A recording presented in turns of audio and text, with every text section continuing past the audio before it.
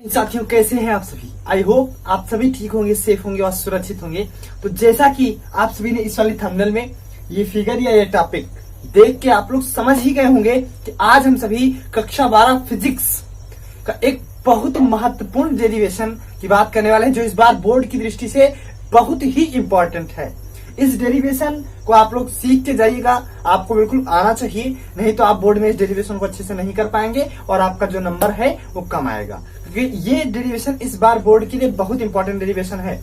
चलिए समझते हैं। आज हम सभी समझेंगे गोलीय पृष्ठ के लिए अपवर्तन का सूत्र। बहुत महत्वपूर्ण डेरिवेशन है, स्किप मत कीजिएगा, वीडियो को पूरा देखिएगा। चलिए समझ लेते हैं। हम सभी कक्षा 10 में एक प्रमेय पढ़े होंगे कि किसी भी त्रिभुज का जो बहिष्कोण होता है, किसी भी त्रिभुज का जो बहिष्कोण होता है वो उस त्रिभुज के सुदूर अंतः कोणों के योग के बराबर होता है। उससे पहले हमसे फिगर थोड़ा सा समझ लेते हैं। ये हमारा M1 M2 एक अवतल दर्पण है, ठीक है। अब अवतल दर्पण गोलीय पृष्ठ को मान लीजिए, जहां बिंदु O से चलने वाली प्रकाश की किरण बिंदु A पर आपतित होती है। अब सुनिएगा, यहाँ से C से आपका ये अभिलंब इस प्रकार से, ये जो ब्लैक वाली रेखा है ये आपका अभिलंब का काम कर रही है। तो यहाँ पे जब आपतित होगा प्रकाश, कलई नहीं किया होगा, इसको कलई गलती से हो गया होगा, कलई नहीं। अब यहाँ पे घटना क्या होगी, प्रकाश का आप उसका इसको हटाइए, प्रकाश का अपवर्तन की घटना होगी। तो यहाँ पे देखिए, जब प्रकाश की किरण विरल माध्यम से सघन माध्यम में जाती है तो अभिलंब की ओर झुक जाती है। एक्चुअली में किरण यहाँ जा रही थी, देखिए, और गई कहाँ पे, इधर को गई, ठीक है। तो अब इसको अगर हम पीछे बढ़ाएं, ये रेड वाली लाइन जो आई है, ये जो आपकी अपवर्तित किरण है उसी को हमने पीछे बढ़ा, यहाँ पे दिया, जो मुख्य अक्ष को यहाँ पे काट रही है। दूसरी प्रकाश की किरण आपकी यहीं से ली और मुख्य इसके समांतर जाने के कारण यहीं से अपना जो है वापस लौटाई, वक्रता केंद्र से जाने के कारण वहीं अपना वापस लौटाई। तो ये दोनों किरणें एक दूसरे को बिंदु बी पर काटती है, जहां इसका प्रतिबिंब बन जाएगा, ठीक है। इसको हमने अल्फा माना, इसको बीटा, इसको गामा मान लिया, ठीक है। यहाँ से एक अभिलंब डालना रह गया, इसको आप यहाँ से इस प्रकार से एक अभिलंब डाल दीजिए, ऐसे। ये अभिलंब हो गया, जिसकी ऊंचाई यहाँ से h ले लीजिए, कितनी h ऊंचाई ले लीजिए, ठीक है। ये बात समझ में आई, किसी को कोई दिक्कत तो नहीं है, ऊंचाई h मान लिया। अब हम सभी जानते हैं कि दर्पण के ध्रुव P से वक्रता केंद्र तक की दूरी को वक्रता त्रिज्या R बोलते हैं, प्रतिबिंब तक की दूरी को B यानी कि B से डिनोट करते हैं, वस्तु तक की दूरी को U से डिनोट करते हैं, ठीक है। तो आई होप आप सभी को फिगर समझ में आ गया होगा। अब हम बात कर लेते हैं आगे की। और हाँ, ये आपका अभिलंब है, ये आपकी आपतित किरण। तो आपतित किरण और अभिलंब के बीच बने कोण को आई बोलते हैं, जो नीला वाला जो लाइन है, इतने पूरे कोण को आई बोलेंगे। और आप अब यहाँ पे समझिएगा, ये आपकी अपवर्तित किरण और अभिलंब के बीच बने कोण को आर बोलेंगे, ये आपका अपवर्तन कोण होता है। जबकि ये वाला कोण और ये लाल वाला जो कोण है, एक दूसरे के शीर्षाभिमुख कोण है। शीर्षाभिमुख कोण मतलब वर्टिकली अपोजिट एंगल, आमने सामने वाले एंगल, शीर्षाभिमुख कोण आपस में बराबर होते हैं। तो यह भी आपका आर हो जाएगा, जो ये रेड वाला है आपका, ठीक है, आर हो जाएगा। तो अब चलिए हम समझ लेते हैं यहाँ पे आगे वाला प्रोसेस। हम जानते हैं कि किसी भी त्रिभुज का जो बहिष्कोण होता है वो अपने सुदूर अंतः कोणों के योग के बराबर होता है। तो हम सबसे पहले बात करेंगे त्रिभुज OAC में, त्रिभुज OAC में अगर हम बात करें तो वहां से हमें त्रिभुज कौन सा दिखाई दे रहा है, देखिए ध्यान से, ये वाला त्रिभुज हमें दिखाई दे रहा है, ये वाला, ये आपका I है, ये आपका अल्फा और ये आपका गामा है। तो बहिष्कोण जो होगा अंतः कोणों के योग के बराबर होता है। तो इसमें आपका आ जाएगा कि gamma is equal to I plus alpha, I plus alpha. भाई सुदूर अंतः कोणों के योग के बराबर होगा, तो gamma is equal to I plus alpha आ जाएगा। I की वैल्यू आप यहां से निकाल लीजिए। This implies that I is equal to gamma minus alpha. तो बात समझ में आ रही होगी ना, I is equal to gamma minus alpha, alpha इधर चला जाएगा, I वहीं रहेगा। चलिए अब दूसरे त्रिभुज में देखिए, त्रिभुज IAC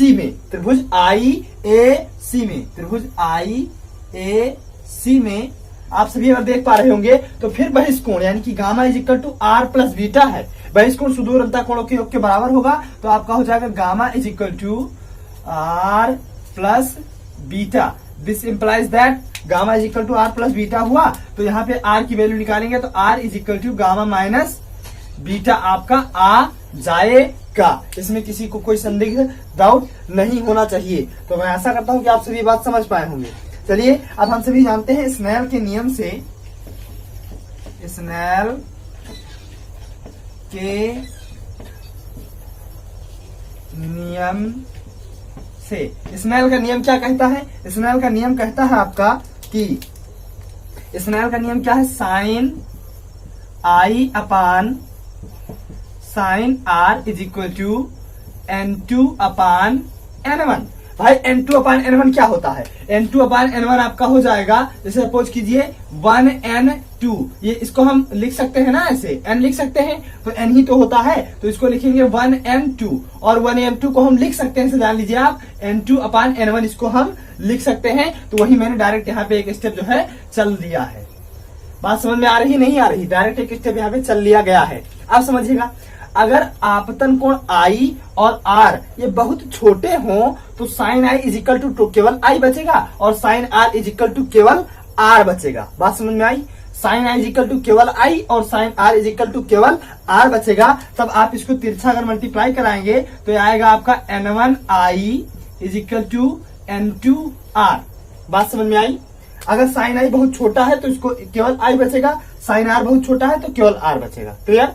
अब I के स्थान पे गामा माइनस अल्फा और R के स्थान पे गामा माइनस बीटा यहाँ पे अगर आप रख देंगे तो इज इक्वल टू आपका निकल के क्या आएगा वहां से? N1 I के स्थान पे gamma minus alpha is equal to N2 R के स्थान पे गामा माइनस बीटा। क्लियर सभी को? अब इसको अगर हम ओपन कर रहे हैं यहाँ पे तो अब आपका आएगा क्या? यह आएगा N1 gamma minus N1 alpha is equal to N2 gamma minus N2 beta. बराबर करेंगे इधर गामा गामा वाला फंक्शन एक तरफ करेंगे, अल्फा और बीटा वाला फंक्शन एक तरफ करेंगे, तो N2 को हम इधर लाएंगे तो ये आपका आएगा क्या एग्जैक्टली? ये आपका बात आएगा N2 बीटा, उधर जाएगा तो प्लस में आएगा, N1 अल्फा इधर माइनस में है वही रह जाएगा, minus N1 alpha is equal to N2 gamma इधर है प्लस में, ये आएगा इधर तो हो जाएगा माइनस में, गामा हमने ले लिया कॉमन तो बचा क्या? N2 minus N1 into gamma, gamma Y, sorry Y बनाए। ठीक है? किसी को कोई दिक्कत यहाँ इतने में कोई दिक्कत हो तो अभी तक बताइए, मेरे हिसाब से तो नहीं होनी चाहिए। चलिए आप समझते हैं, हम यहाँ पे हम त्रिभुज ऑब्जर्व करेंगे, त्रिभुज OA और इस बिंदु को थोड़ा सा मान लीजिए N, इस पॉइंट को मान लीजिए N। अब यहाँ पे है एग्जैक्टली, इस बात को ध्यान रखिएगा। तो त्रिभुज OAN ये वाला त्रिभुज, ये समकोण त्रिभुज है और समकोण त्रिभुज में होता है लंब बटे आधार इज इक्वल टू क्या होता है आपका? tan theta. तो अब आप अगर मानेंगे यहाँ पे निकालेंगे tan alpha is equal to alpha is equal to H upon minus U। चूंकि देखिए अगर अल्फा बहुत छोटा हो तो tan alpha is equal to आपका सिर्फ अल्फा ही बचेगा। बात समझ में आ रही है? इसी प्रकार से आगे tan beta is equal to beta is equal to H upon minus B। Clear? और इसी प्रकार से आपका गामा इज इक्वल टू आएगा, gamma is equal to H upon minus R। इसी प्रकार से चूंकि tan gamma is equal to क्या होगा आपका? लंब बटे का tan gamma is equal to gamma और gamma is equal to H upon R हो जाएगा। किसी को कोई दिक्कत? भाई पहले हमने ये वाला पूरा बड़ा वाला त्रिभुज लिया, फिर दोबारा बीटा वाले में ये वाला त्रिभुज यानी कि IAN लिया, फिर दोबारा में CAN त्रिभुज लिया जिसमें आपको ये वैल्यूज मिलेंगी। अब उसके बाद में आपको अल्फा के स्थान पे H अपान U, बीटा के स्थान पे H अपान B और गामा के स्थान पे H अपान R, इसी इक्वेशन नंबर फर्स्ट इसको मान लीजिए, इसी में रख दीजिए तो आपको मिलेगा एग्जैक्टली क्या? यहाँ से यहाँ पे अब आपका आएगा N2, बीटा के स्थान पे आपका आएगा, सुनिएगा यहाँ पे बीटा के स्थान पे अब आपका आएगा H upon minus B, alpha के स्थान पे आएगा H अपान माइनस U और गामा के स्थान पर भी H अपान माइनस R आएगा, जो कि आप सभी यहाँ पे देख सकते हैं कि यहाँ भी H है, यहाँ भी H है और यहाँ भी H आएगा, तो H हम नहीं लेंगे कॉमन और कट जाएगा दोनों तरफ। बात समझ में आई? तो यहाँ पे N2 बीटा के स्थान पे आपका माइनस B नीचे आएगा, यानी कि N2 अपान माइनस B माइनस आपका यहाँ से N1 है, तो ये माइनस और अल्फा के स्थान पे जब हम रखेंगे माइनस U वाला तो ये बना देगा plus N1 upon U, N1 upon U is equal to आपका आ रहा है N2 minus N1 upon R। Are, और ये एग्जैक्टली किस में आएगा, माइनस में आएगा। बात समझिएगा मेरी बात को, माइनस में, चूंकि आर आपका माइनस में है। अब यहां से हमें करना क्या है, हम यहां से लेंगे आपका N1 लेंगे कॉमन। क्या लेंगे, N1 लेंगे कॉमन। तो यहाँ पे N1 एग्जैक्टली है नहीं, तो यहाँ पे आपका आएगा N2 अपान N1, और N2 अपान N1 स्टार्टिंग में हमने क्या माना था, ये N2 अपान N1 किसके बराबर होता है, N के बराबर।